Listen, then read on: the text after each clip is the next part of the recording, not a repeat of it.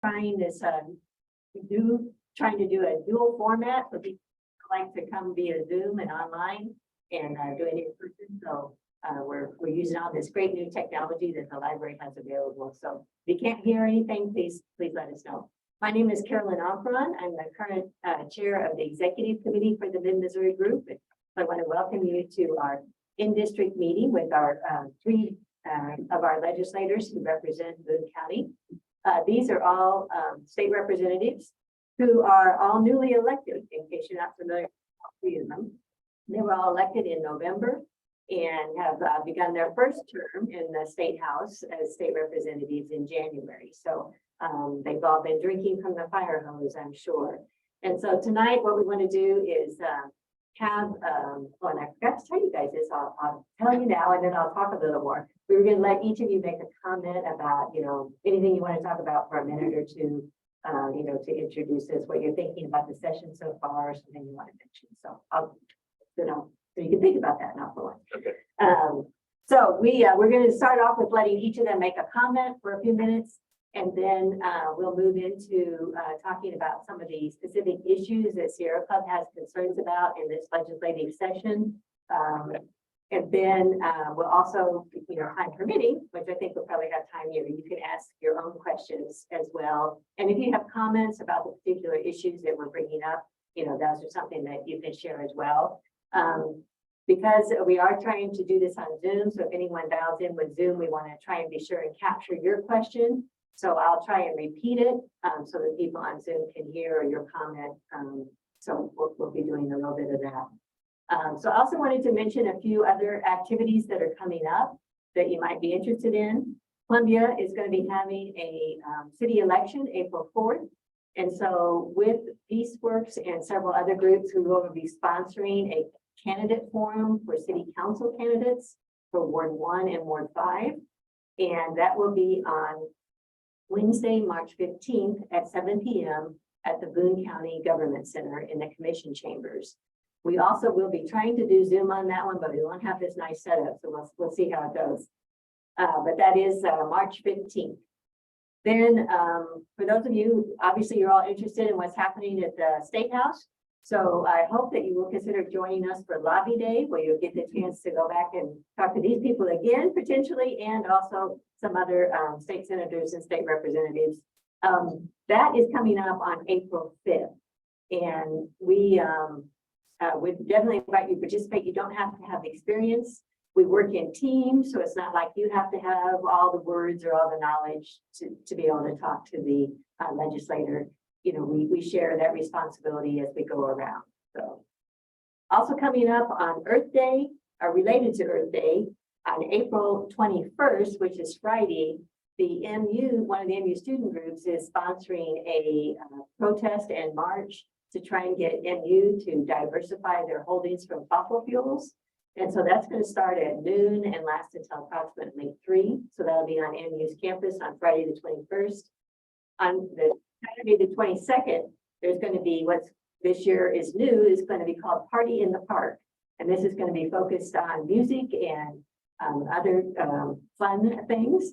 And those of us who are older are welcome to attend, but it will very much be trying to reach that younger adult audience. And then on April 23rd is the actual Earth Day Festival. So I hope all of you will think about participating in those. And we will be having a Sierra Club booth at the Earth Day Festival, and we'd love to have any of you as volunteers. So with that, has anyone joined the Zoom, Jen? Yes. Okay. Looks like 3 people. I just wanted to make sure that we announce to them that we will, because of feedback problems, we will be taking Zoom questions and comments through chat only and not through audio. So just wanted to make that announcement because unfortunately you get feedback in a setup like this. Okay, so with that, let me introduce our 3 state representatives and we can let them make their statements. We have Doug Mann and Adrian Plank and Kathy Steinhoff. So who wants to go first? Doug. Doug. I should say little. Is this on? Yes. Yeah. Okay. Cool. Might need to pull it closer. All right, can everyone hear me? Yes. All right, how's everyone doing tonight? Good. So, like she said, my name is Doug Mann. A little bit about myself, other than being a state legislator, I am a civil rights attorney here in town, focusing on employment discrimination. And I'm a former high school history and civics teacher. So when I'm down there in Jeff City, my focuses are primarily on education, workers' rights, and then I have a nurse for a wife. So healthcare is something that's very important. You mentioned drinking from a fire hose. I would kind of change that a little bit, and I would say it's kind of like drinking from multiple fire hoses at one time, because there's a lot going on down there. And that's something that you learn very, very quickly. On top of going into the chambers and voting, we are in committee hearings, sometimes late into the night. And on lobby days, which are on Tuesdays and Wednesdays primarily, you have to get used to the fact that people are going to just randomly come into your office and want to talk to you about things, which is great because I am an attorney and I'm a former teacher, but I'm not an expert on everything. So having groups come in and talk to us is phenomenal for getting that knowledge that we need to be able to make the right decisions.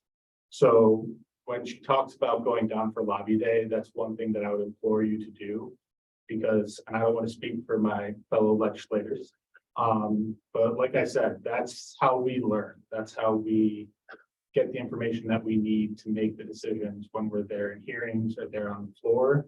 That's how we get our talking points for asking questions in hearings. So that information that you give us in that 5 to 10 minutes that you spend in our office is invaluable to us. I would say overall, I've been enjoying my time down in the Capitol. I enjoy the energy of the building. I enjoy the chaotic nature that exists in the hallways. For anybody that's been in the Capitol before, you know what I'm talking about, that there's a lot going on. But I wouldn't say that I'm necessarily happy with everything that's coming out of the Capitol. We've seen a lot of bad legislation already pass through the House, and there's a lot of more bad legislation coming down the pipe. So anything that you can do to help us help you would be greatly appreciated. Thank you. Man, you got talking there, didn't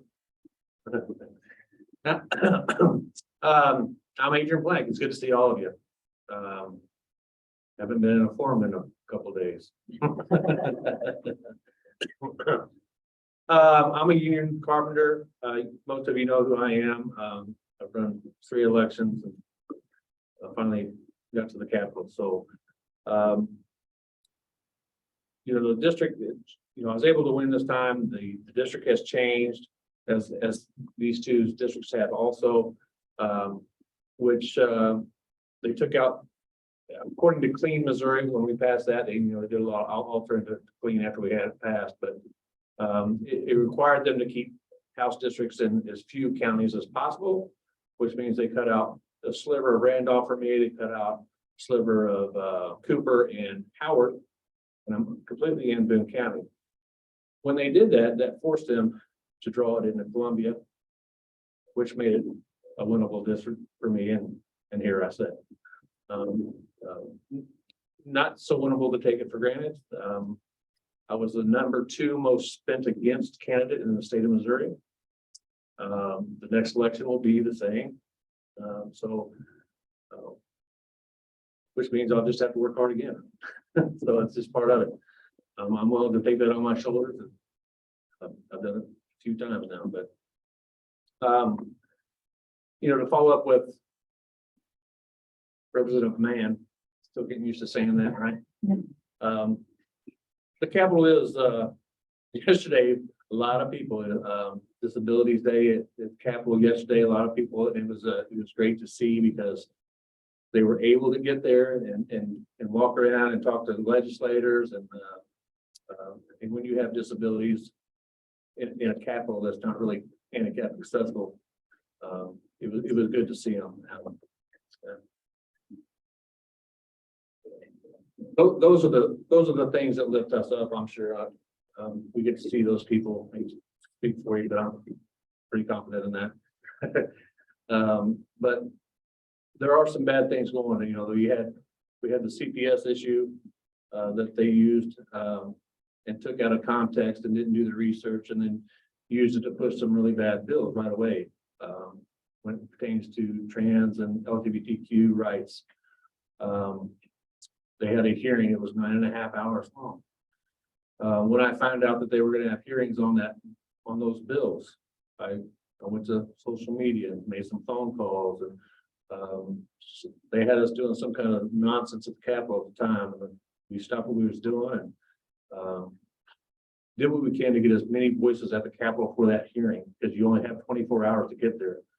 And so that makes it hard for everyday Americans or Missourians just to drop what they're doing and get to the Capitol, so that the crazies are forced to hear what they have to say. With that being said, those bills were progressing. The people who introduced those bills at the committees introduced their bills and then walked out. They didn't listen to any of those people. And they're human beings, and they couldn't even respect them as human beings. And that's depressing. That's hard to handle. That's the things that come down at the Capitol can be hard mentally for all of us. And so, we have to battle. You know, that's what we're there for, to battle, and to give those folks a voice too. So I really wanted to get that out there, because the bills are pretty bad, and there are some other bills coming down that aren't good either. But with that being said, there are things that we're working on, even with Republicans, getting some good stuff done too. So it's not all bad. You know, we had a hearing today that was good. I'll let Kathy talk about it on the House floor. But I don't know. I just remember those Democrats up there. They're doing what they can. They're trying to make the difference. We're making arguments and trying to change minds. And so I encourage you, if you're ever at the Capitol, want to come to the Capitol, please come by our offices. Our doors are open to every one of you. And Doug's right. I mean, I don't know everything. And it's good to have people come in there and talk to you. I may be talking too much, but I don't mind. After each. Teasing. I was telling somebody a story in here. You know, I had a woman and a guy come to my room. The guy was completely blind. The lady had him by the arm. She was partially blind, and she walked up the stairs to my office to talk about policy. And asked me if I'd support a couple of bills that would help blind people. One of those bills, both introduced by Republicans, and I'll just talk about one of them. One of those bills would allow for pharmacies to require this machine that would, when you get a bottle of medication, there's a tag on the bottom of it. And so when you set this bottle on this machine, it tells you what's in it, what dosage you take of it, how often, and that helps a blind person. And so there's only one pharmacy here in town that does it, but this bill would require all pharmacies to do it. And, you know, those bills that that's bipartisan that we should support. So there are good things.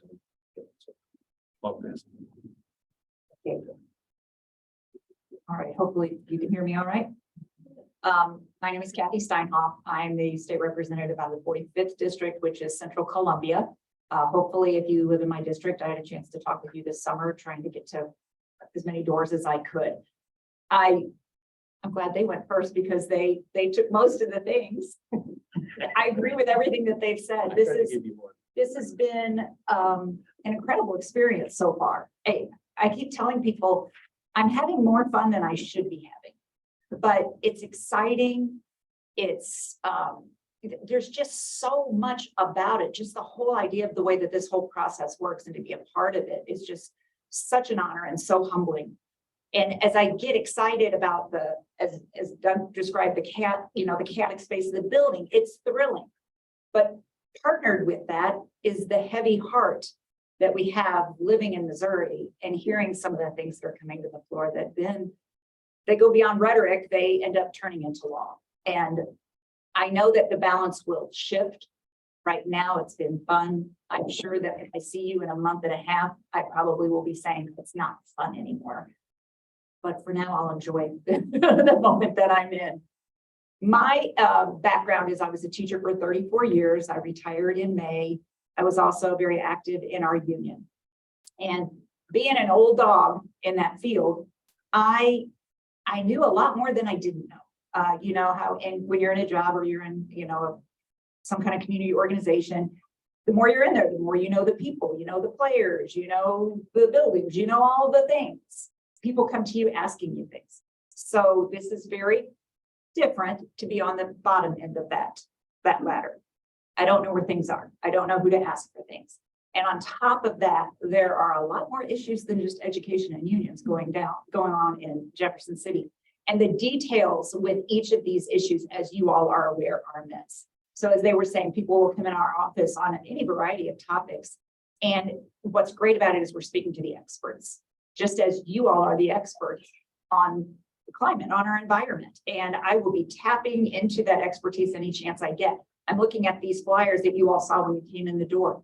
This is so helpful to us. As they have said, I just cannot stress enough how helpful it is, because these bills, I mean, we're up to, at the House, I believe we're at over 1,400 bills have been introduced. This might be easier for Representative Mann, who has the legal training, but some of these bills are multiple pages long of legalese. So you read them and you think you understand them, but maybe you only picked up on half a page's worth and there were 12 pages there. So it's the devil's in the details. And when it comes to this sort of stuff, you all are in the details, and that's what we need, and that helps. And so I appreciate you inviting us here tonight, because the more we can have conversations about this, the more it sinks in for us. I believe in science. I believe in climate change, and it's due to what we are doing to this planet. I understand that we need to be paving paths to save one more year, once at a time, for our planet to even be here. How we get there is what I need help with. So, Okay, great. Well, thank you. Those are all great remarks. I appreciate you sharing your thoughts with us. And in case I forgot to say it, thank you all for coming to and participating. Okay, so next up, we wanted to actually go through some of the specific issues and just get, your comments, if you have any, to share with them, and then get their comments on these. The first one we wanted to start off with is related to the initiative petition process. As I imagine most of you are familiar, because you voted on these on the ballot before. These are petitions that are put on the ballot by citizens, signing petitions. Enough people sign it, it gets on the ballot, and then the whole state gets to vote on it. And in Missouri, this has been a very instrumental tool in passing some good policy. Like, for example, the renewable energy standard was first passed in Missouri in 2008 through that process. The Parks and Soils tax, which is so important for conservation, was passed in 1996. And construction work in progress was passed way back in 1976 through that process. And that's an issue that we're going to talk about more tonight when we talk about nuclear. So it's always coming back to haunt it, but the citizens voted for it to be the way that it is. So you also might remember there was some other, of course, the marijuana, Medicaid expansion, puppy mills, all those kind of things have been part of the initiative petition process. So there's numerous bills, resolutions that are being discussed that would, there's 25 proposed changes to the process. They all would make it harder in some way to get an initiative petition either on the ballot or approved by voters. Some of them make it harder to get on the ballot because you have to have more signatures in the areas. Others make it harder to pass because it would require like 60% or 66%. As it points out in our document, that would allow the minority to rule. So with the legislators, the legislative environment that we've had for many years now, this has been the only way that we've gotten some of the things through that Sierra Club has actually been supportive of. So, we would like to see it stay the same. Do you guys have any particular remarks or thoughts about this before we About the initiative. got to change into the I think you initiative? covered it well. Okay. Does anyone in the audience want to make any comments about that? Yes. I think the initiative petition thing, whatever they're gonna do with it, I'm sure something's gonna pass, but it ought to have transparency so you can follow the money.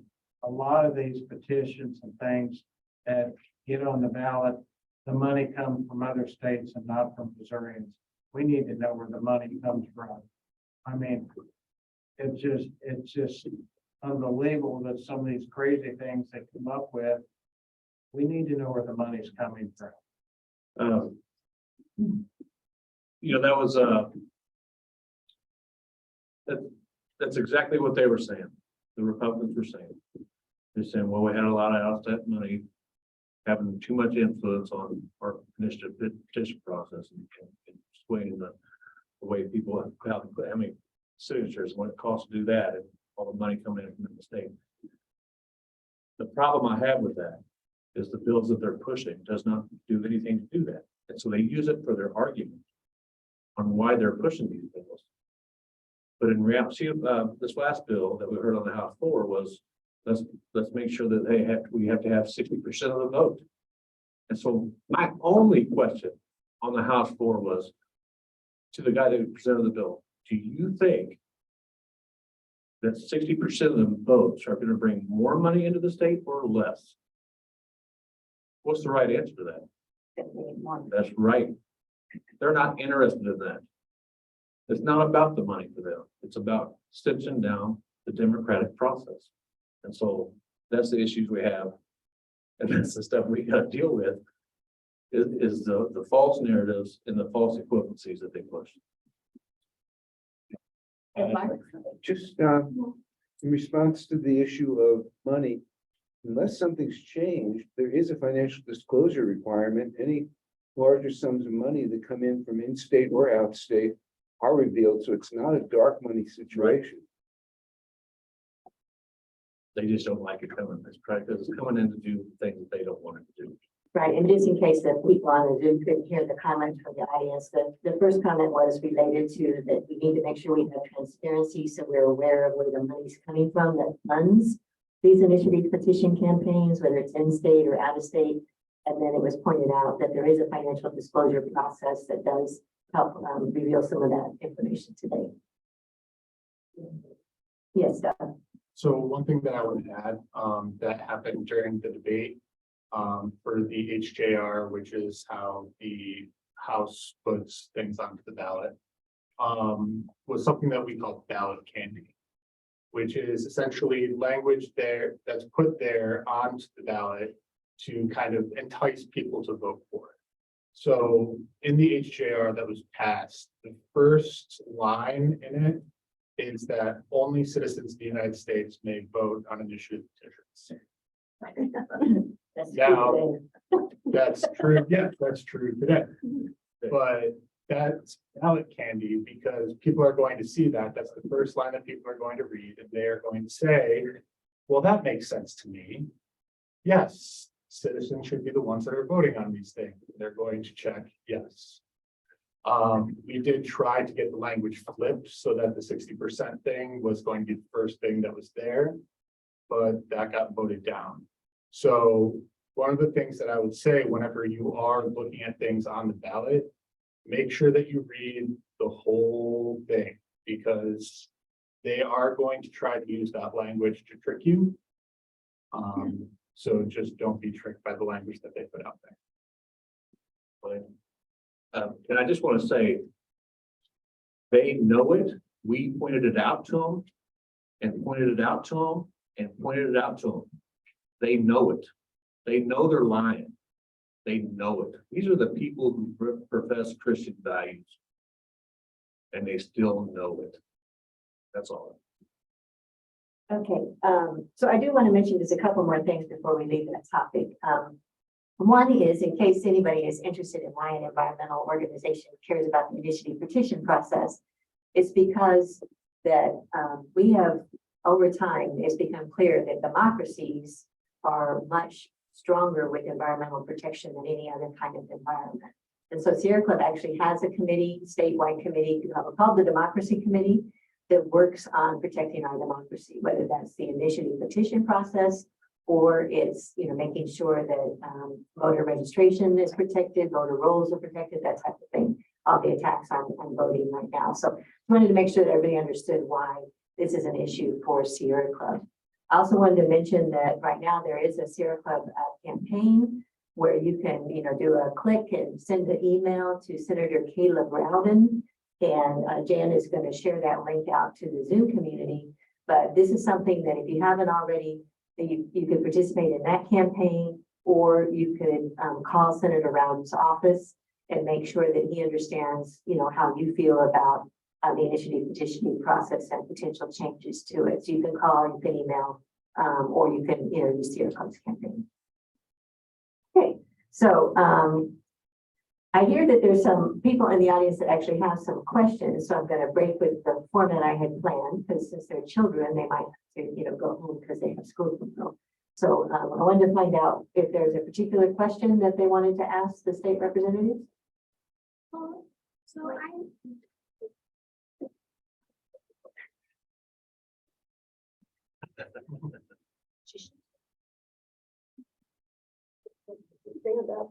Do you have a question?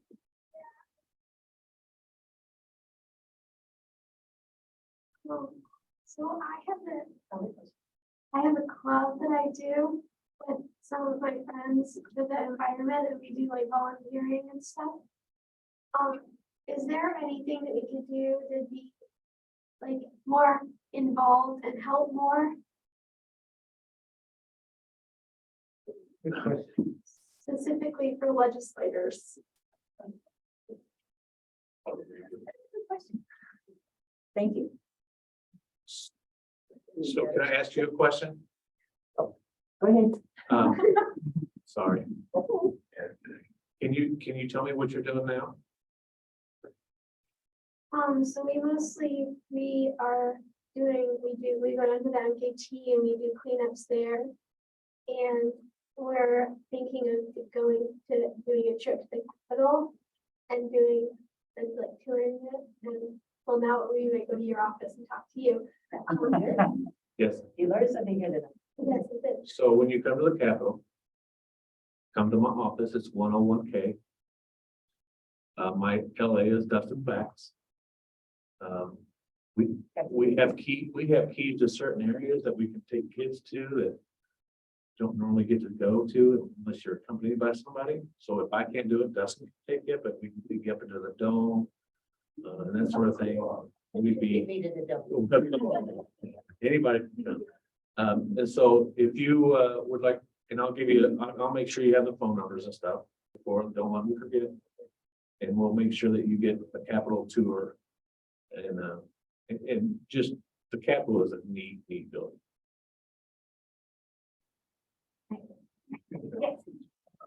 So I'm her mom. Some of the other things that we've done is some letter writing, like get out the votes,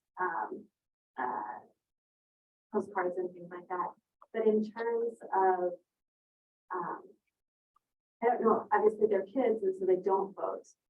And so I'm not sure that the letter writing campaign to legislators is that effective, but I don't know if you guys have any other ideas. Actually, that was what I was going to suggest because you need to keep in mind that you hear us talking about how it's hard to be in Missouri when there's the people in power think differently than we do.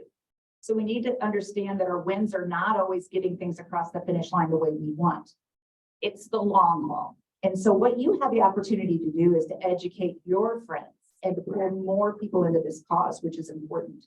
And I would not dismiss your power to influence legislators. So I think if it were me, in the situation you're in, I would try to focus on one of the bills that is happening this year. And you could use this group as good guidance for that. And then learn what that bill is. I mean, these little papers are a great way to start. And then start writing some sample postcards, telling your friends about it, getting them to write sample postcards. When you come to the Capitol, there are some ways to research online. who would be potentially the good representatives to talk to. Like if you're come to the House, then you would probably want to talk to the chair of the committee that is hearing your bill. So the same thing, if you were going to talk to the Senate, you want to be kind of smart about who you talk to while you're down there and not set yourself up for too much, just enough that you all can really make a difference and just get the feel for what that's like. And I know I'd be happy to help you. It sounds like they would be happy to help you as well, and give you advice with that. But I would suggest, I mean, there's a lot of things out there that probably already overwhelm you when you think about the changes you could make to make our world better. See if you can focus on one that's being decided this year at the Capitol. And I just want to echo, not to discount the power that young people have in making change in legislation. I sit on the Elementary and Secondary Education Committee, and I've heard several pieces of legislation where we've had dozens upon dozens of young people come in and give some of the most powerful testimony that I've heard. And I can tell you without a doubt that that has had an effect on some of our Republican colleagues. So don't discount the power that young people have. I firmly believe that they are the future. And I know a lot of my colleagues believe that as well, and are more than willing to listen when young people speak. I'll echo that. I almost guarantee you, your voice as a young person is more voice if you come to speak. When it pertains to the other side, they will listen to you because you're young. Whenever they think you're an adult, they think they don't have to listen to you. I had a young lady, 17 years old, came in and testified. I won't tell the whole story, but she knew exactly what she wanted us to say. She was well spoken and prepared, and she gave a testimony that was better than most adults. And after she was done, it didn't matter who was on that committee. They said, "Thank you, you did a good job." Made sure someone was there. She was nervous, so look, that's where we can help you, right? And I also wanted to add to that. I thank you for your questions, and I wanted to add too that I frequently hear from parents that, you know, so for your group at school where you get involved, you know, because parents are busy, they got a lot on their mind between their work and all their other responsibilities. And a lot of times when their children get interested in something, that's actually might be the first time the parents are thinking about it.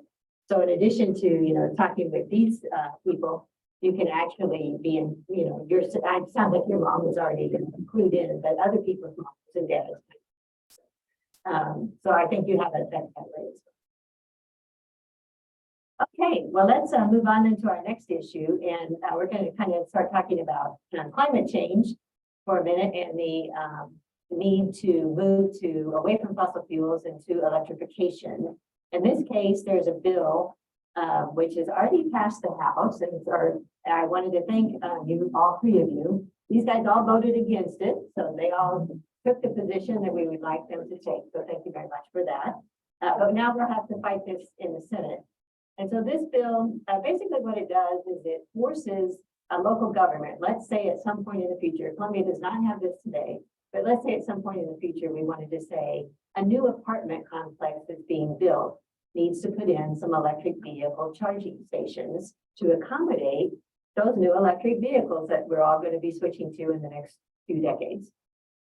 They, according to this bill, it would make our city government pay for that, or us as taxpayers, we would have to pay for that, just because it was a mandate, as opposed to, you know, we're doing the right thing. So to me, you know, this is just another example of a kind of a building code that says, hey, this is the way, you know, the world is going. You need to, you know, support your customers, whether they be renters or people pulling into a grocery store, and have an EV charging station available, because we know, at least those of us who understand climate change, know we have to make this change rapidly in the next decade to move away from fossil fuels into electric vehicles.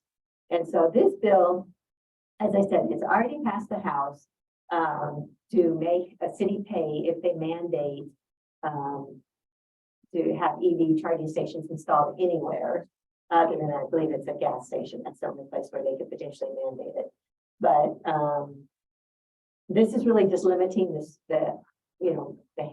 limiting the scope of what a local government can do. It's taking away local control yet again for what we might think is the right thing for our community.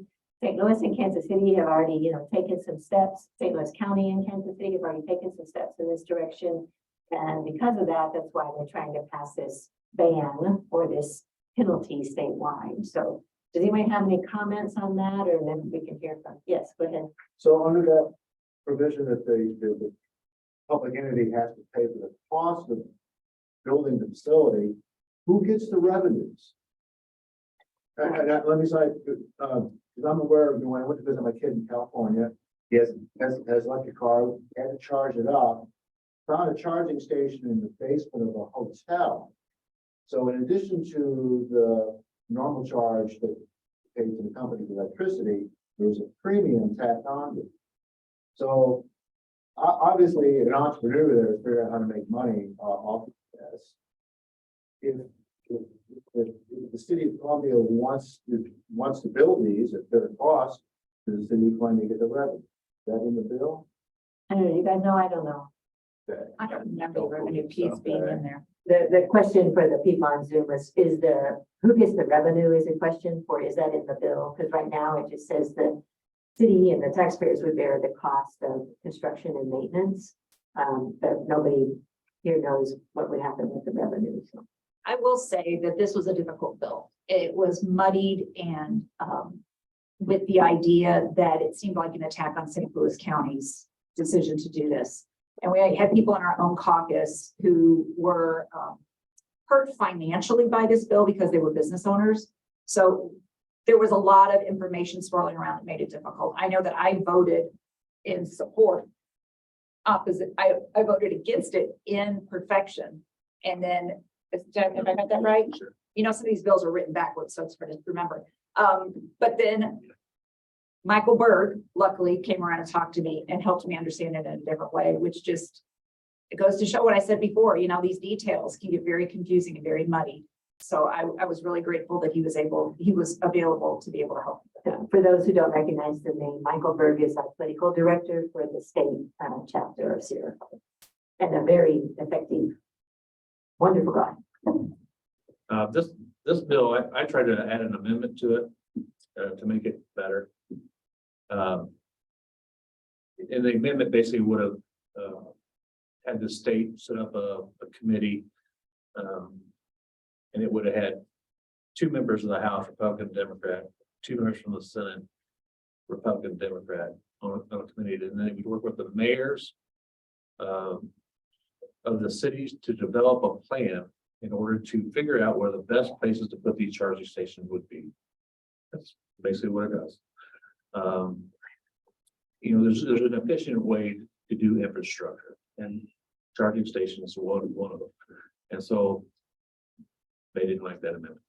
I think part of the problem and the thing you're asking about with the revenues is this really is not about getting cities to put in charging stations. Right. This is about killing charging stations. It's about, yes, making our fuel, our cars continue to be using gas and not promoting alternatives. And there's a suspicion that it also would hurt low-income neighborhoods that may not, get the support that they need to have EV charging stations close to their homes. A lot of these charging stations are not, they're not, one car, different type, takes a different type of charge and that sort of thing. And some of them take 6 or 8 hours to charge up enough to even go 50 miles. And I've seen them in St. Louis. But I mean, if the ideal place to go would probably be to a gas station to get something charged up, but they're not even prepared for the grid. If even Columbia won't extend the grid that they've been calling for a long time, even though the people voted for it. But until they get charging stations that are interchangeable, if you make some apartment complex put in a charging station, they don't make them put in a gas station there. But I mean, until it, it's like buying a different car and a different vehicle is going to have to be charged somewhere else in order to, the whole thing needs to be interchangeable. So Right. it works. I mean, you can buy I mean, I know a guy has a Tesla, but you can buy a piece of equipment that goes in the trunk that'll give him a charge for 2 or 3 hours that is separate from the vehicle. It's in the vehicle. But, you know, a lot of these places won't even take the batteries back because people get electrocuted or somebody died taking back a battery from a, you know, until the technology gets there, we're not quite ready for all this. So the comment for the people on Zoom is that the EV charging station technology needs to be interchangeable so it can accommodate all cars. For example, some Tesla charging stations just accommodate Teslas. So we might not be quite ready for rules such as If they're this. building infrastructure, an electric car pays about half the tax that a gas car, but they can't even get that on an equal basis. So they can raise enough revenue to fix the roads and stuff like that. It ought to be equal until the technology gets there. But one of the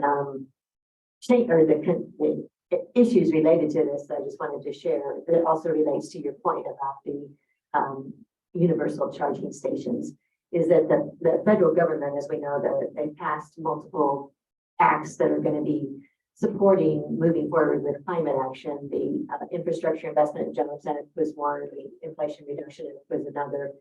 And there's a national electric vehicle program that all are providing federal money and encouraging, you know, a rollout of an electric vehicle network. And as part of that, they're, you know, encouraging more universal access to these. And I just actually happened to see recently that Tesla, in order to participate, has agreed to make, I think it was either 20 or 25% of their charging stations universally accessible. So we are moving in that direction. But I did want to, you know, even though these guys have already voted on it, I did want to let you all know, because it's something that'll come up in the Senate, most likely. And there's a Senate bill, SB 233, and then comparable House bill, which is passed, HB 184. And so we do want to stop this, you know, whether you think the market is the right time or not now, we don't want to put these restrictions on the market. I mean, Columbia isn't even considering this, so. Some of these things make sense. They have to be reasonable, like climate action, until India, Indonesia, and China get on board, whatever, we're not even cutting a candle from what they're doing. Well, the United States is still the second largest emitter of greenhouse gas emissions, so it's critical that the United States do our part in the next few years. Pressure on these other countries to get on board. They gave them a 20-year free ride. Well, they have their goals. We may not like them, but they are, you know, taking action. India is one of the biggest installers of renewable energy in the world. So Huge polluters and building coal plants everywhere. What does it mean to be universally accessible? it would mean that, you know, when like today, a Tesla charging station, is my understanding, is just for Teslas. It is just for Tesla. But, you know, and so they have a wonderful network, I think, but we need charging stations to be able to support any kind of car, and not just one way. So are they saying they're gonna add the ones that would also work for a leaf? Is that what they're implying? Yes. That is- To 20-25% of the network. my Tesla stocks are- Okay, Mark. I was just going to make a suggestion that might be applicable in future legislative sessions. If there could be a mandate that all major employers that have significant parking lots where their employees come to work and park their car during the day, that those be turned into solar collecting stations where basically you have the solar array covering the parking lot. People park under the solar array and plug in, and while they're at work during the day, their car is charged up. That makes a lot of sense to me. So just something to think about. Okay, so for the people on Zoom, there was a thought that for future bills, there could be maybe a mandate that large employers would provide solar shelter parking, and that solar energy would generate the electricity for people to charge their cars while they're at work. And that is happening all over the country. Yeah. That's not- I think the market, new idea. which, you know, this is another one of those kind of things where, you know, with the Republican Party, market is supposed to reign supreme, and it's like, you know, just let the market do this thing for now, you know, but that's not what they want to do. So, yes, Alice. So, my brother, a Republican in Georgia, not only got got the state rebate for buying a hybrid plug-in car. But he got the federal rebate, but there was a state rebate. Missouri doesn't have that. That would be nice. You know, that extra 1,000 or 2,000 that many states are adding to the federal. So something for next year to think about. And there may even already be incentives in that big mega bill for Missouri to do that. I don't know. So you're talking about the federal bills? Well, yeah, the federal, you know, the Biden's bill, but I mean, you know, when he added to that 7,500 that Georgia's giving 2,000, Missouri doesn't have that incentive. So the comment for people on Zoom was just that Missouri needs to also have an incentive to help purchase electric vehicles, like some other states are doing, that would help complement the federal programs. Okay, well, let's go on to the next issue. Now, this one does really hit home with Columbia if it should be enacted. It's about building codes for energy conservation. It's called HB 580. And Columbia was one of the first community, maybe the first community in the state to enact the 2018 energy conservation codes. And this has been a real blessing for, you know, everyone in the community who's bought a new house or moved into an apartment that was built since those were implemented.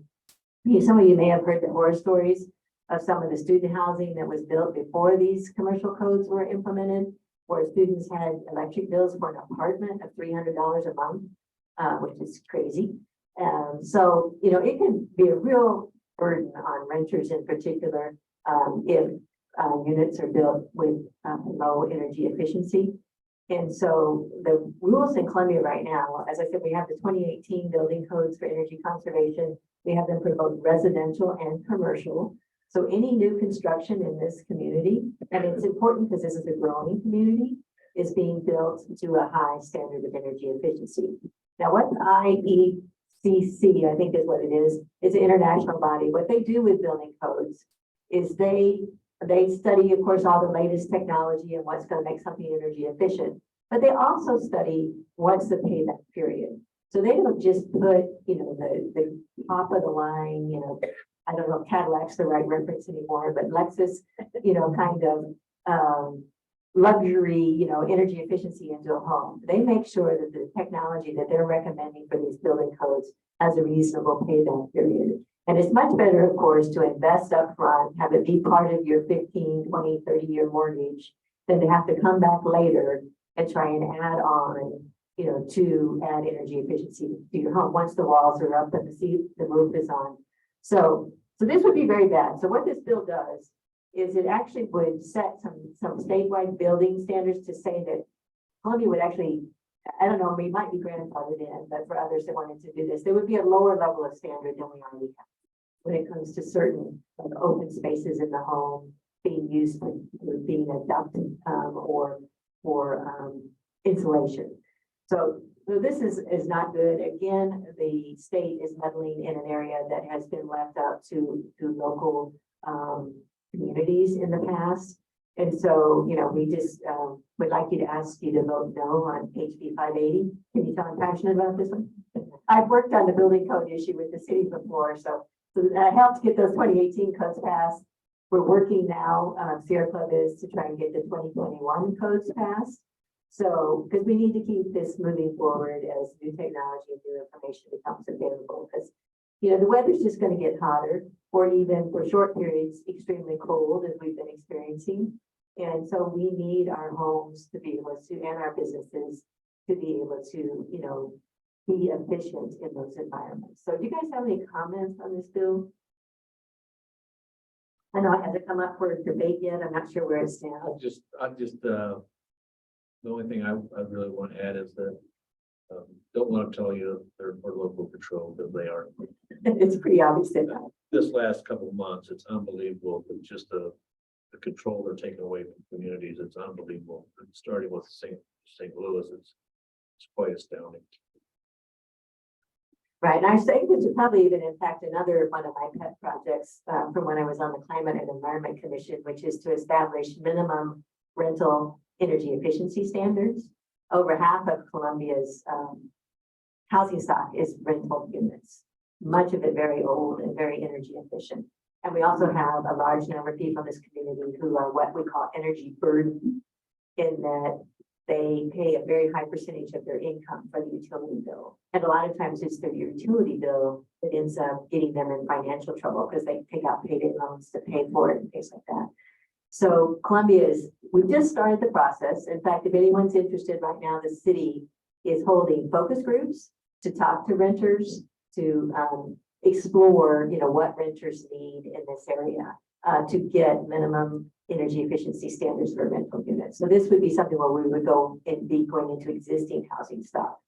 So it's different, but I'm not quite sure how this bill would impact that. So, because we'd be going back into older housing stock instead of just new, to ask them to, add insulation or, fix the leaks or whatever. So, yes, when?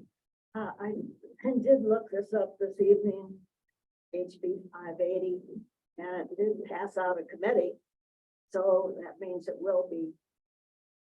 vote will still be ahead of all of you, and so it's time like be really familiar with it. And it is another case of local control being overridden.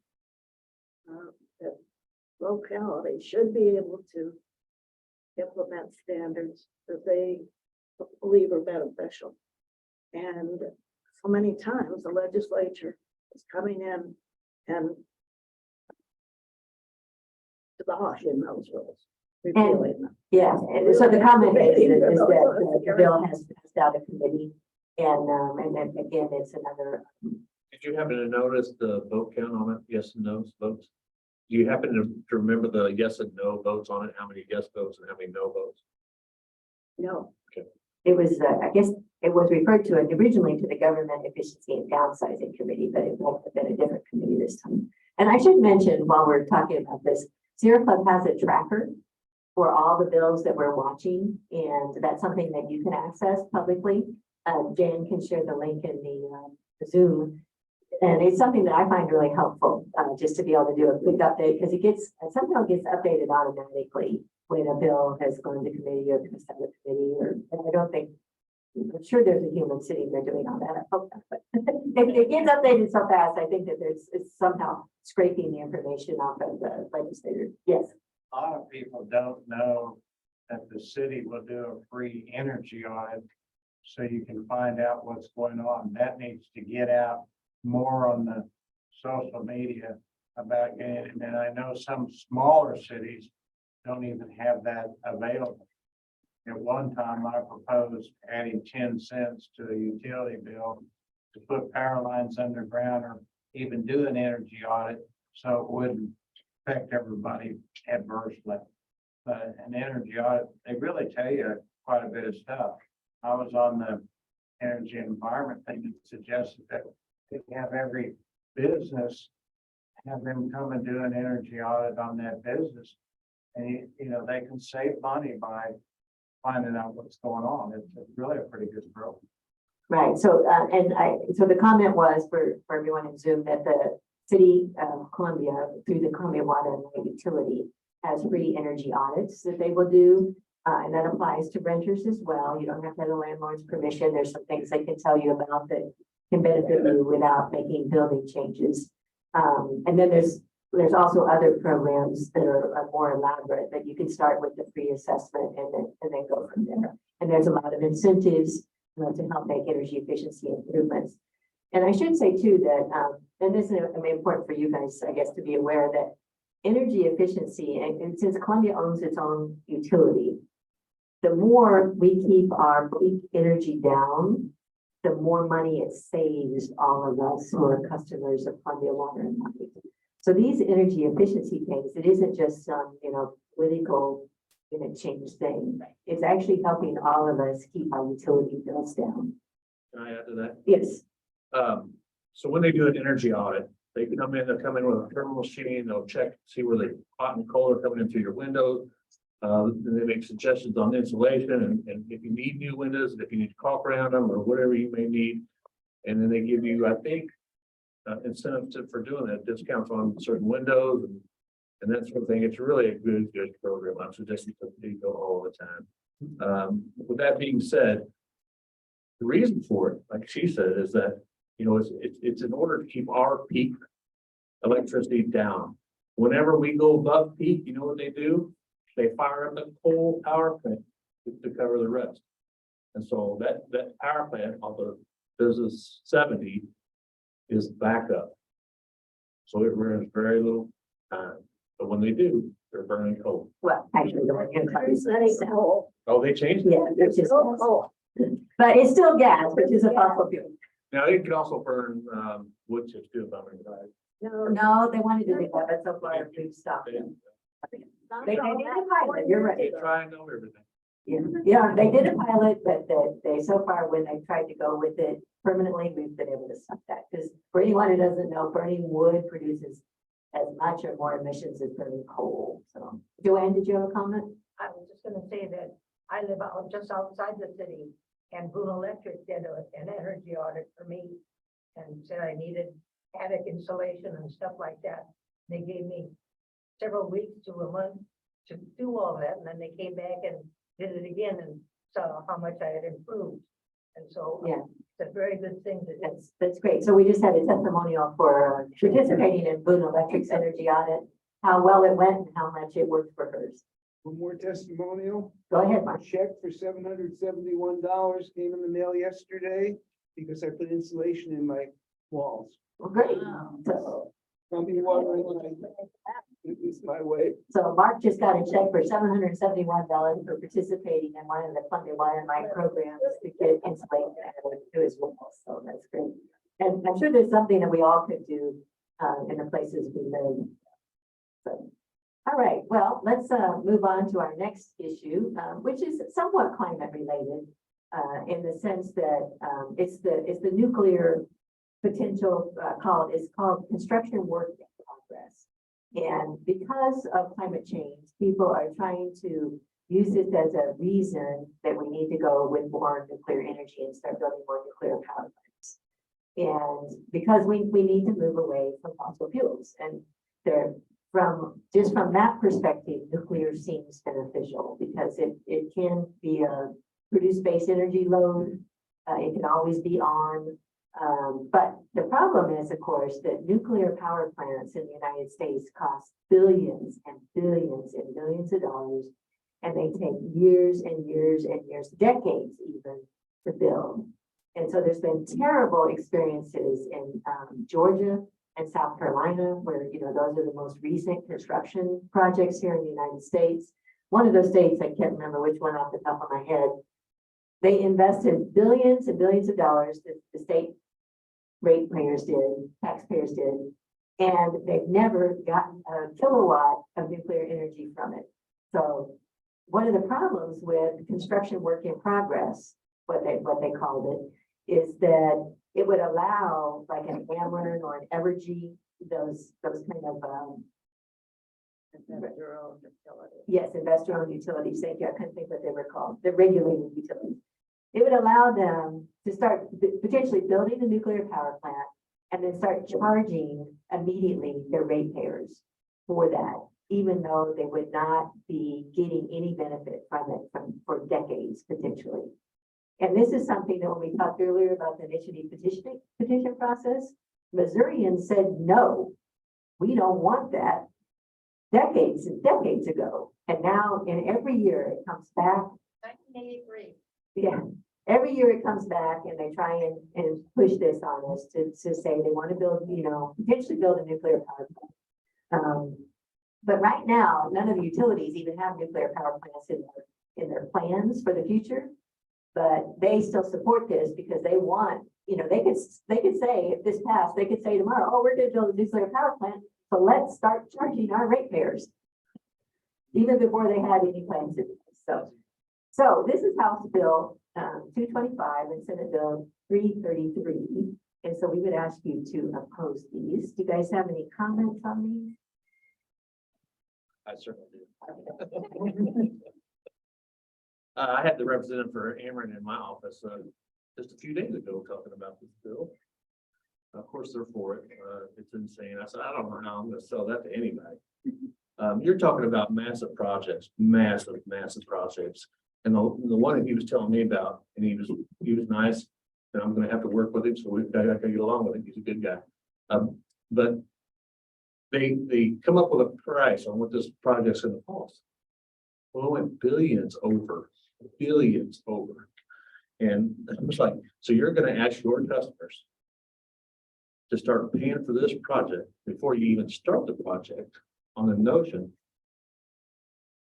that it's gonna pay for a nuclear plant. And it's proven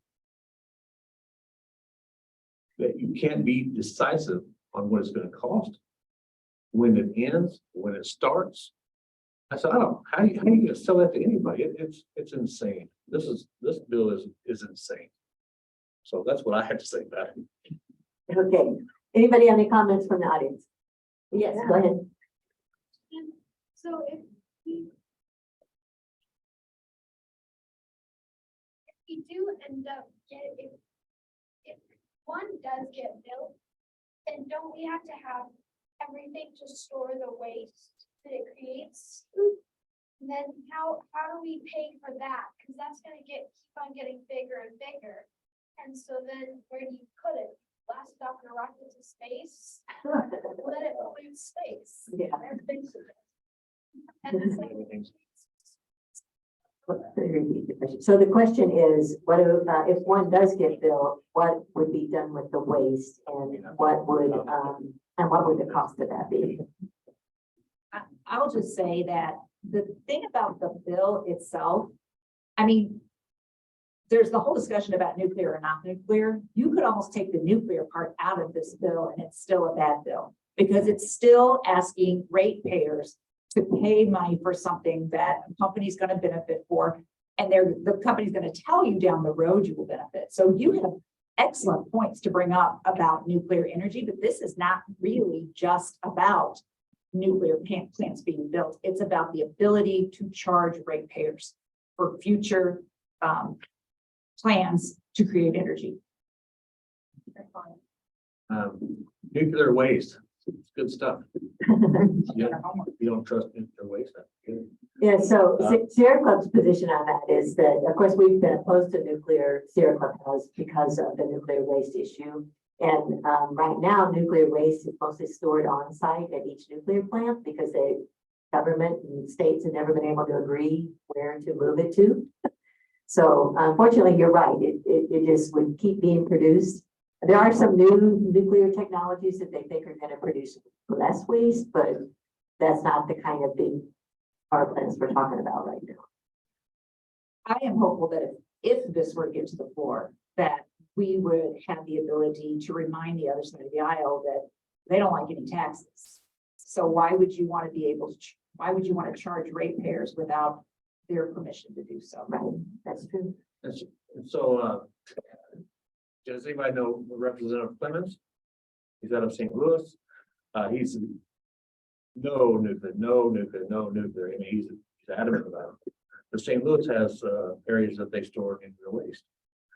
And so the reason he's against it is because it's causing a lot of cancer and ailments in his people. And so he's adamantly, and he's got a right to be, right? But, you know, we've got a small nuclear facility here.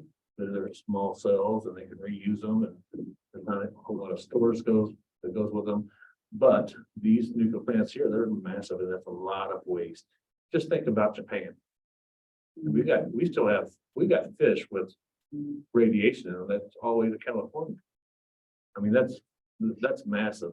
And so when you have an incident with nuclear plants, it's massive, and it just kills people. So no, nuclear is bad. Yes, when? I listened to the hearing. It was so nice that you could do that in the House.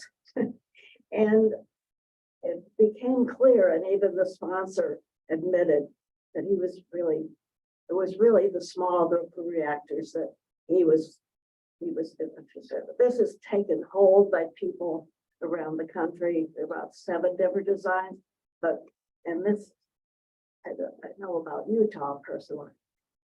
And yes, they're being sold a bill of goods because there's no actual pilot plant operating even. So it's The first of them working in there with an experiment is in Idaho. But it's really, there are about 7 different plans going around. Right, yes. Different, like Gates. Oh, Bill Gates. Yeah, Bill Support Gates one. is supporting a different one. And so it's only because the federal government is throwing a lot of money out at right now that this is. I just want to repeat a little bit of that for the good money. It's, the comment was that one of the things in consideration with this bill would be the small nuclear module reactors that are under development, that there's about 7 different potential designs for those. But Wynn was pointing out that there's no pilot plant operating at this time. And I would just add to that, I know I met with the nuclear people at NU a few years ago. And at that time, they said that even though they've done research on it, that kind of thing as well, that they said that the nuclear, small module nuclear reactors were not financially viable. So Studies have been done showing it's going to still be just as expensive in the end once they get the other group of them.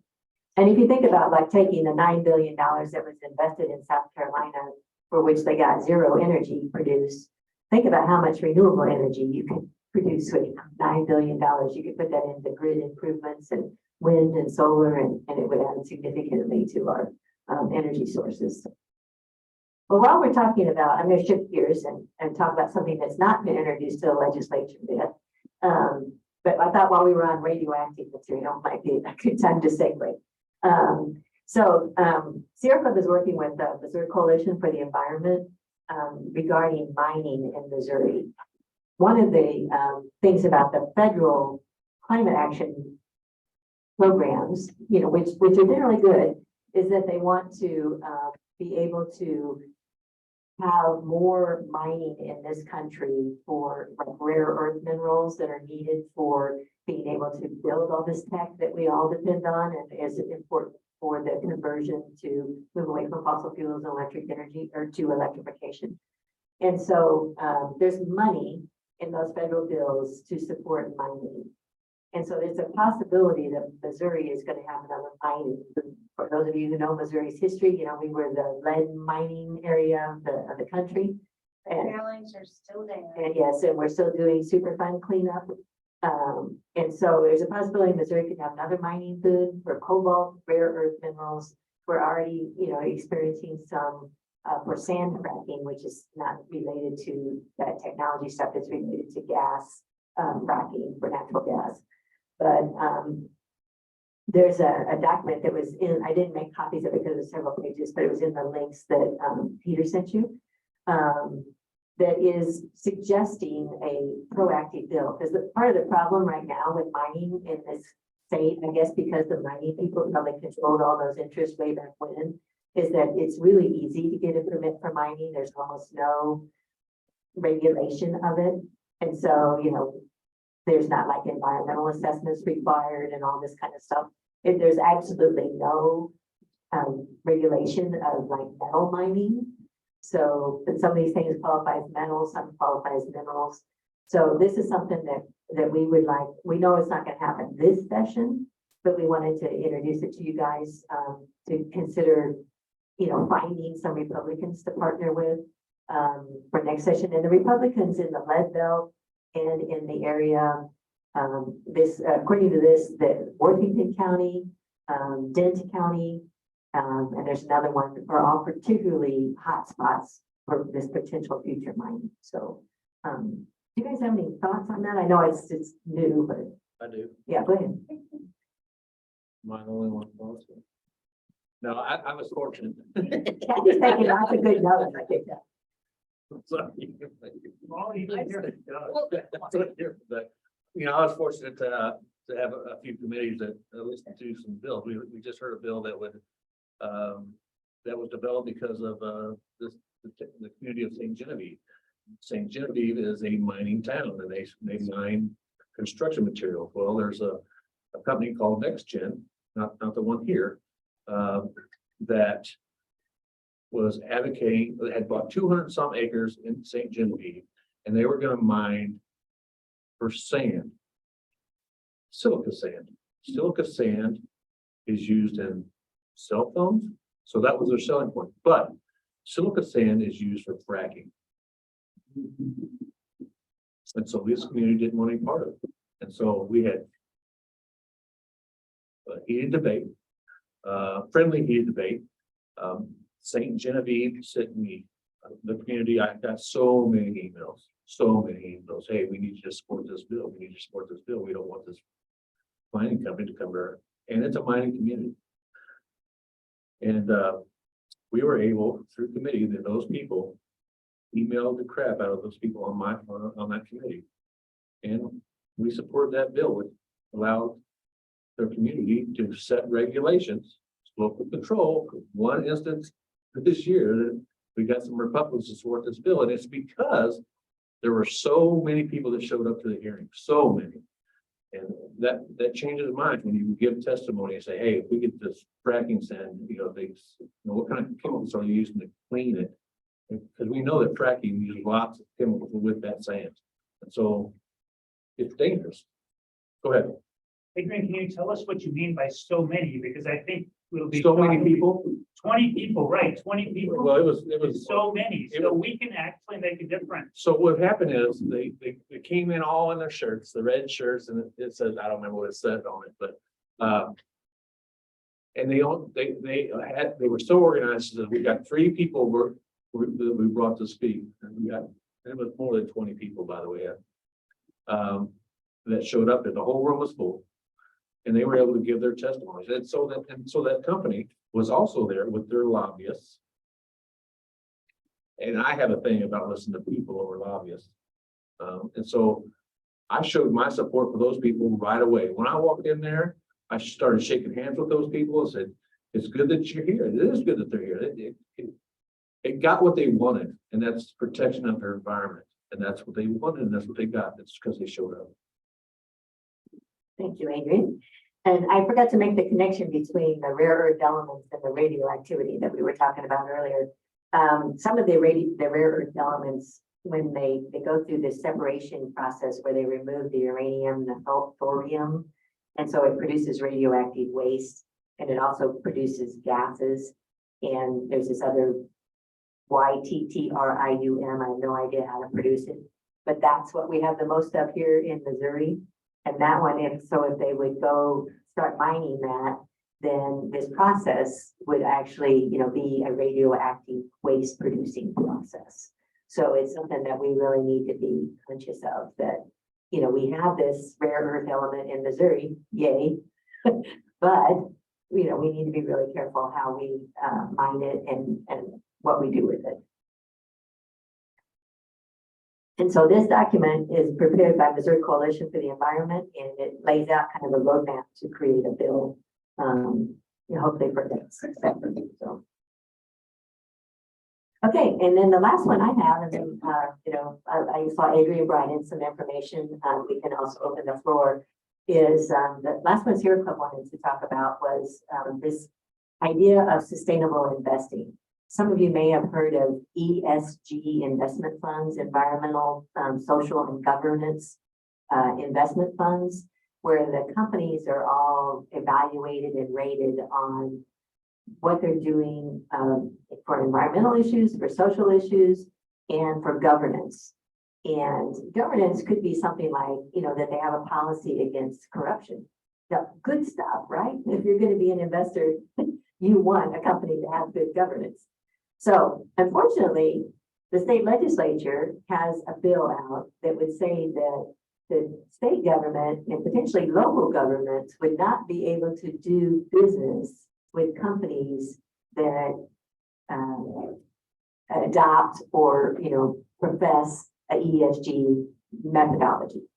This is something that's already happened in Texas, and I think at least one other state, and it's just ridiculous. Because one is getting into business that I don't think the state legislature needs to be having any business even involved in. But I personally, am a ESG investor because I'm trying to move my investments away from fossil fuels. Because I believe that at some point in time, all those fossil fuel companies, their stocks are gonna crash. Because the whole world will finally understand that their reserves are not worth anything. Because if we burn them, then we all have very bad impacts on us.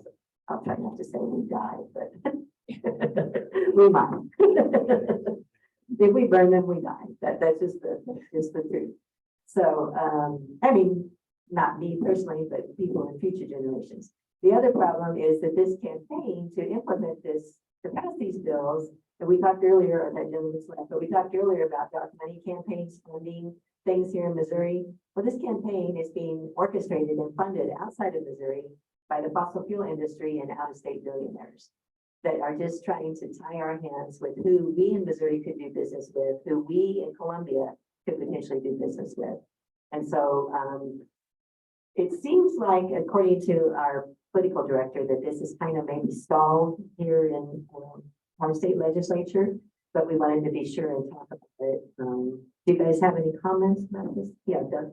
I just want to say that ESG investing is good investing, whether or not you are an environmentalist or into social justice or anything along those lines. It's a good investment practice because of the way that the world is shifting. Like you said, we are going to be shifting away from fossil fuels. That's just the reality of what is going to end up happening eventually. We're going to move towards more electrification, more green energy. So investing in fossil fuels is not just bad environmentally, it's bad financial. It's a bad financial decision to make.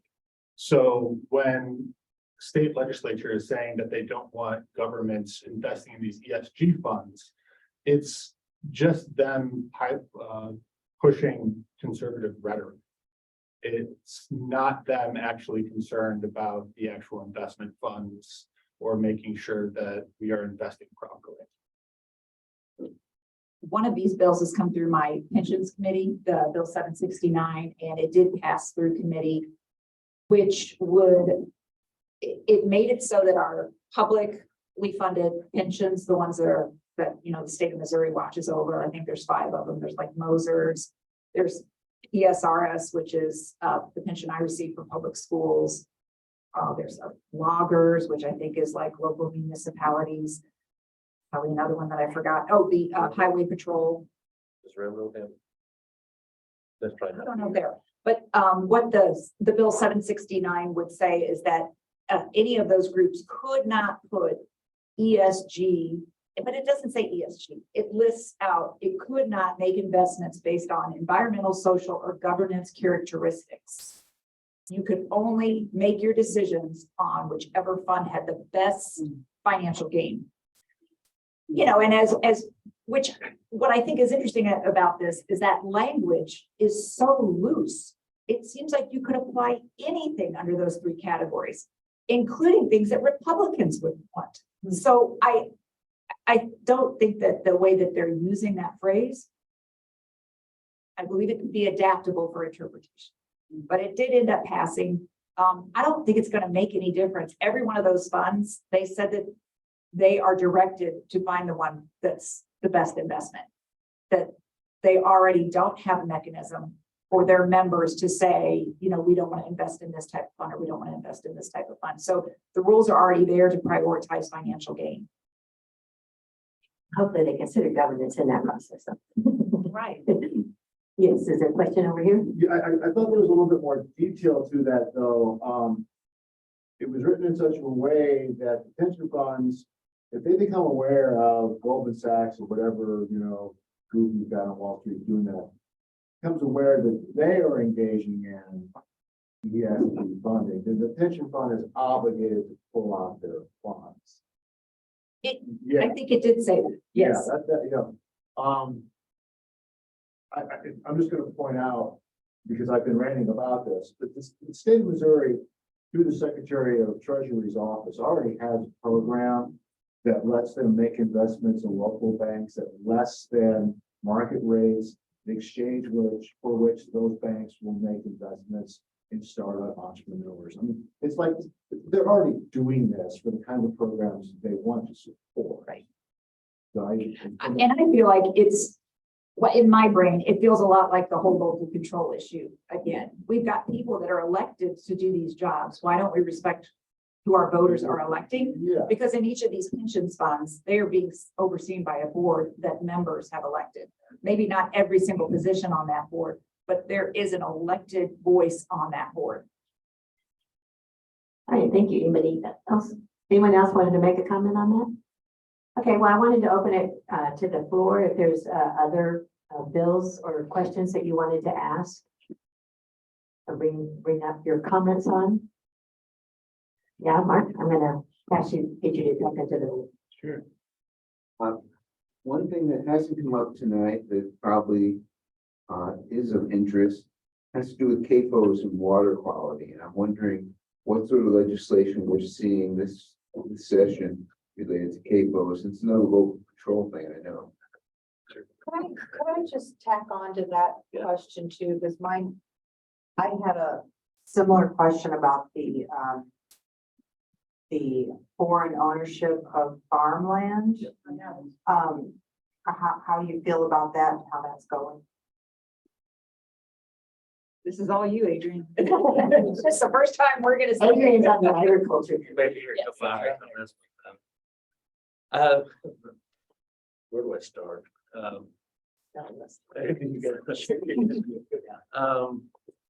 So we heard a bill that's passed, we've been working with Republicans on a bill that would limit foreign ownership of Missouri land. Yeah, I mean, it is good. It's not a perfect bill because we didn't have complete control of it. But it would take foreign ownership to 0.05%. Which means they've already got too much anyway, right? But that bill's important. The Republicans made it about national security and our relationships overseas. My concerns over national security is that these foreign companies are monopolizing our food industry and controlling our food and our resources and our land. So they were worried more about our foreign relationships and keeping them intact, which I understand, but that's a federal issue. That's not our job to do. And so we wanted to have no foreign ownership or all foreign entities not to own land, but they've got 5 countries. Venezuela's one because socialism, and then Russia, China. They didn't include Brazil, and North Korea. Those are on the bill.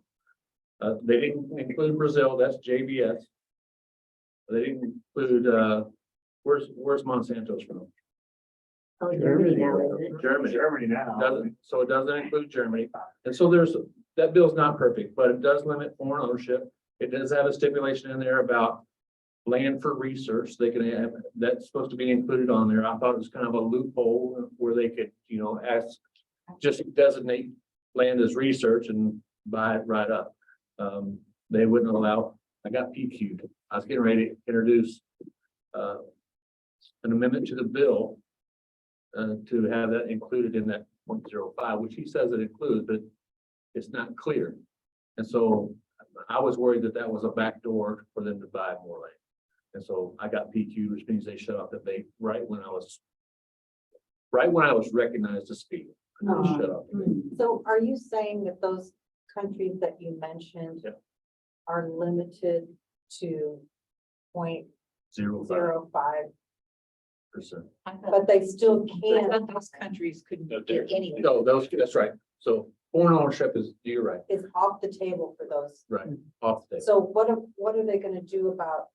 What's the 0.05? Right, exactly. Well, no, what I was going to ask is, what are they going to do about the land that those countries already have? Or are they going to do anything? Well, right now, they don't have a very good system to keep track of what they own. So right now they're saying it's, I don't remember the figure. Do you all remember on how much they think they own now? And they say if, and it directs the ability to keep track of it to the lieutenant governor, and it will get kept track of more consistently, supposedly, according to the bill.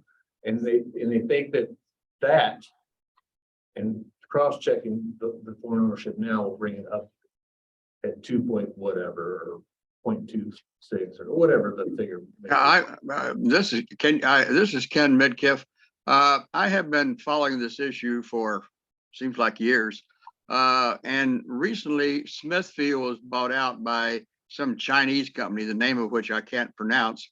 And they have a lot of land up in northern Missouri. So how would that work for existing purchase by Chinese government? Well, right now they're saying they don't own enough percentage of the entire of Missouri land. That's a damn lie. I'm not arguing that point at all. Yeah, I'm not arguing that point at all, but, and the reason they're saying that is because they're not keeping track of it. And so they're not willing to say definitely, even though we know better, that they own more than 0.05 or 1%. And so this bill does not make them divest from land if they've over purchased that percentage rate. So yes, you're right. It's, I think you said BS. That is right. Now what am I? Okay, Pecos was, So, go ahead. I'm sorry. go ahead. What were you? Well, no, Mark had originally asked. Yes, that was, I was gonna say, Mark has. And Okay. I mean, we've heard enough about this. So there, I mean, first of all, DNR is made up of pro CAFO board members. So they've never turned down a permit. And so with that being said, in committee, again, we heard a bill, it's called the right to hunt and fish. The right to farm. So this guy is making an argument on his bill on why we should put in the Constitution the right to hunt and fish. And I said, that's spectacular. First of all, I don't like double stack of bills. We already have the right to hunt and fish, right? Now think about this. And I brought it up as soon as he said something about the right to farm. I said, okay, so you're saying when a CAFO spreads all their manure all over the land and it kills all these fish in lakes and streams, do I get to sue them because they killed my fish that I had the right to fish? Open his eyes in a hurry. So I'm against the double stacking bills because it's not necessarily, it's a waste of our time. Could you explain what you mean by double stack? Well, it's already our right to fish. And so Oh, that, okay. you know, we still have the right to do that. And so they're just making a constitutional amendment or a policy. And so with that, if they're gonna put it in the Constitution, just like they did the farm bill, the right to farm, then do I get to sue them for killing the fish? Because that was my right to fish. Is it my right to hunt, even though I know that they're good Well, chances? Bill should be passed, because I would like to sue them. if they- Okay, I don't want to make the argument for it, but there is an argument for it, and this is it. So yes, and so are Republicans going to do anything about CAFOs? No, absolutely not. I actually heard in committee that they're looking to bring more CAFOs in Missouri, and we already knew they were going to do that. They've already confirmed it in committee. So the only way we can fight that is give local control back to our health departments and our rural communities. So no progress to overcome SB 391, I think is the number. That was a bill that was passed before. We Right. need to That's right. reverse it. That's right. Any other questions on that? Am I missing anything? There's stuff happening, so I was able to be there to point out this issue that could have an effect on us pulling those capabilities down. I think this may go back to something you addressed earlier. But a few years ago, I asked for all emails received by the chairman of the Department of the Agriculture Committee. And after a week or so, he came back and it was going to cost me $4,700, $4,700. At that point, I just gave up because I didn't have $4,700 in my pocket or in the bank.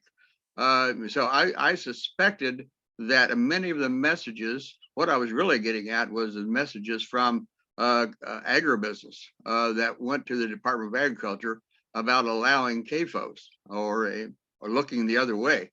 And this has to do with the Sunshine Act and transparency. And I think right now, there's a bill to reduce the transparency, to exempt certain provisions of the legislators from the Sunshine Act. Please comment. Yeah, that's a good one. The only comment I have, is I think that's a Senate bill, if I remember. Yeah, I don't know the details on it, but what you described is what I've heard as well. Yeah, I would say the same thing. It's a Senate bill, so we don't know necessarily all the specifics on it, because it hasn't gotten to our side of the building yet. But I think I speak for all of us when I say that we are all for transparency in government and making sure that people have the ability to see what's going on inside the building. The sunshine bill isn't under attack. Yeah, the comment from the audience was that the sunshine bill is under it. Okay, I wanted to ask Adrian about these bills that you brought in. So there, he had some handouts in the back on a couple of bills. I thought I'd let him kind of just talk about those. HB 1079 I filed as soon as, I tried to hit the ground running when I got to Capitol. So I did some things and kind of got them on the books early. So if we had the opportunity to move them, they'd be there to move. HB 1079, it basically, you get 30% tax incentives from the federal government if you do clean energy and solar panels, that sort of thing. Well, over time, it dissipates from the federal, and I tried to, as far as state, is counter that. So you always keep it at approximately 30% of tax rebates. So it basically keeps it at 30%, regardless of if the federal government decreases, and I wanted the state to keep up with those decreases and still keep it at least the same. And of course, it also gets us to 100% renewal by the end of 2058, which is, it needs to be sooner, obviously, but it's in that bill. What the rate Missouri's going in, it would probably be good if we just got that. Right. I've got a pilot program that would require DESE to create education standards when it comes to elementary kids growing food. We had the least amount of food insecurities when we had more farmers. And so I think it ought to be a required class for the elementary, junior high. We have some classes, especially in high school, that do teach agriculture and how you grow your food. It needs to be about urban and rural grow. And so I just thought it's necessary that we teach kids how to grow sustainable food products, sustainable farming. Well, Adrian, excuse me, you've got to make sure that Monsanto isn't writing the curriculum. I agree. The comment was that we need to make sure Monsanto doesn't write the curriculum. Or Bayer, I think it's now. The Bayer, yes, Yeah. they're called Bayer. They don't have a good name of it. We did something with there's a bill that I kind of hijacked, and it's now 1093, which would basically create some incentives. We have two major rivers, Missouri, and hydro technology is something we ought to be underwater turbines. That's clean energy. And I thought that's something that we ought to be able to promote. So that if you want to read through that bill, that's fine. I won't get into the weeds, but it incentivizes that type of program. That is definitely being researched in places that know. Right. Other than that, I don't think I'm missing anything. So those are all bills you've introduced. Yes, that I put forth, and like I said, I did it early because if there's an opportunity to get them there, then let's get them there. Great. Yep. I'll make sure to share with Michael, make sure they're on our track. Yeah, I bet it is. All right, anybody else have any questions or comments? We're getting close to, the time that they kick us out of here, but not yet. Yeah. Just a comment, since you're on the agriculture committee. Yeah. There has been a dicamba cutoff date. And that has been eliminated so that farmers can use dicamba now, according to the label. The chemical. Dicamba, right. And that is harming trees and specialty crops like the fruits and vegetables that we need to stay healthy. Yeah. I just did a review of who's on the ag committee, and I'm really concerned that it's heavily Republican and, There's a reason for that. right. It's because they have a majority. What is the chance of reinstating a cutoff date so that dicamba isn't used when the temperatures get high enough so that there is vapor drift that kill specialty crops and trees? Is it like an annual cutoff date or what do you mean? It would be a cutoff date according to temperature. So it's a time of year. I believe it had been a July 15th cutoff date. It really needs to be earlier than that, but it's my understanding that the cutoff date was eliminated. And I know that there is a forester at the Missouri Department of Conservation that has presented on tree damage, for example, in the state. But it's really creating a problem with farmers' inability to produce healthful foods, known as specialty crops. Because it contaminates especially crops. It drifts and it kills Yeah. anything that isn't genetically modified to withstand it. I had a guy up the road from where I live. He's got greenhouses and he grows tomatoes on the outside of the greenhouse. And then the farmer next to him has, I don't know what it is, but they sprayed that crop, killed all the tomatoes, That's right. killed every single one of them. And then it was, whining about it. I said, it's your neighbor. Well, no, this is an example of needing to put the kibosh on dicamba use. I understand.